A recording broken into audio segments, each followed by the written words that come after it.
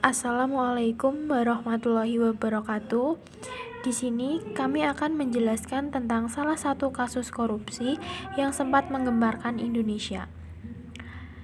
Korupsi, tentu kita sudah tidak asing lagi dengan kata korupsi. Apalagi kita tahu bahwa kasus korupsi ini seringkali terjadi. Sepanjang tahun 2021 telah terjadi kasus korupsi sebanyak 371 kasus dengan 814 tersangka. Jumlah kasus dan tersangka tersebut merupakan jumlah tertinggi sepanjang 5 tahun terakhir.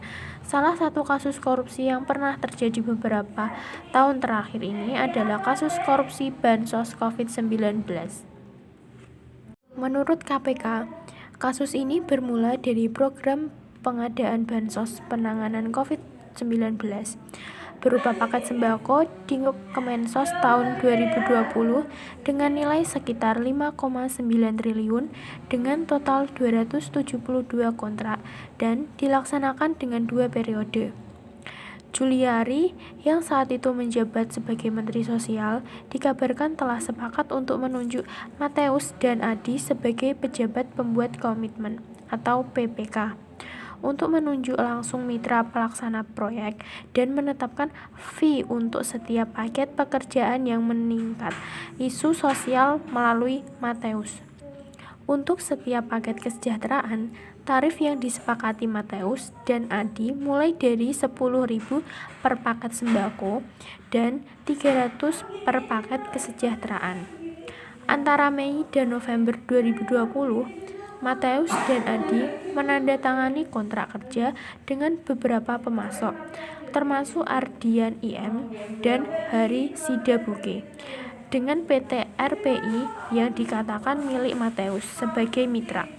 Penunjukan PT RPI sebagai salah satu dari 4.444 mitra tersebut dikabarkan diketahui Juliari dan disetujui Adi. Selama periode pertama paket bantuan sembako, dikatakan telah diterima biaya sebesar 12 miliar dengan distribusi diserahkan secara tunai dari Mateus ke Juliari melalui Adi. Dari jumlah itu, suap yang diterima dari Juliari diperkirakan mencapai 8,2 miliar. Uang tersebut dikelola Eko dan Shelby N sebagai sahabat Juliari untuk membiayai berbagai keperluan pribadi dari Juliari. Dana tol yang terkumpul sejak Oktober hingga Desember berjumlah sekitar 8,8 miliar. Semua uang itu diduga digunakan Juliari untuk kepentingan pribadi.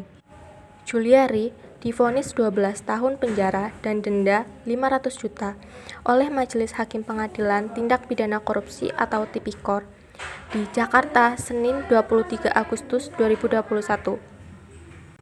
Perbuatan Juliari diduga melanggar pasal 12A atau pasal 12B atau pasal 11 Undang-Undang Nomor 31 Tahun 1999 tentang Pemberantasan Tindak Pidana Korupsi. Undang-Undang Nomor 31 Tahun 1999 tentang Pemberantasan Tindak Pidana Korupsi terkait pasal 55 ayat 1 sampai dengan ayat 1 KUHP. Dari kasus tersebut, ada beberapa nilai-nilai Pancasila yang telah dilanggar. Yang pertama yaitu nilai dasar. Asas-asas yang diterima sebagai dalil yang bersifat mutlak. Nilai dasar diterima sebagai sesuatu yang benar atau tidak perlu dipertanyakan lagi. Nilai dasar ini merupakan esensi dari sila-sila Pancasila yang bersifat universal, sehingga dalam nilai dasar tersebut terkandung cita-cita, tujuan, serta nilai-nilai yang baik dan benar. Yang kedua ada nilai instrumental, yaitu nilai pelaksanaan umum dari nilai dasar. Umumnya berbentuk norma sosial dan norma hukum yang diwujudkan dalam peraturan dan mekanisme lembaga-lembaga negara. Lalu yang ketiga yaitu nilai praksis, merupakan nilai yang sesungguhnya dilaksanakan dalam kenyataan.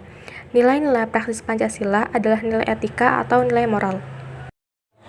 Nilai dasar yang dilanggar dari kasus tersebut yang pertama, pelaku korupsi tidak lagi memiliki watak Tuhan Yang Maha Esa karena telah melanggar aturan Tuhan yaitu tidak boleh merampas milik orang lain. Yang kedua, mereka telah melakukan korupsi, menimbulkan penderitaan pada orang lain dengan sengaja mencabut hak mereka untuk kebutuhan pribadi. Yang ketiga, korupsi pada umumnya bersifat terorganisir atau kolektif, dan juga salah satu dari mereka tertangkap, individu dan kelompok akan saling menyalahkan dapat menyebabkan perpecahan. Yang keempat, melanggar nilai-nilai kerakyatan karena menggunakan jabatannya demi kebahagiaan dan kesejahteraan pribadi yang jelas mengkhianati misi rakyat. Dan yang terakhir, korupsi menggerogoti kekayaan negara dan pada akhirnya memiskinkan negara dan rakyatnya. Nilai lain yang dilanggar yaitu nilai instrumental.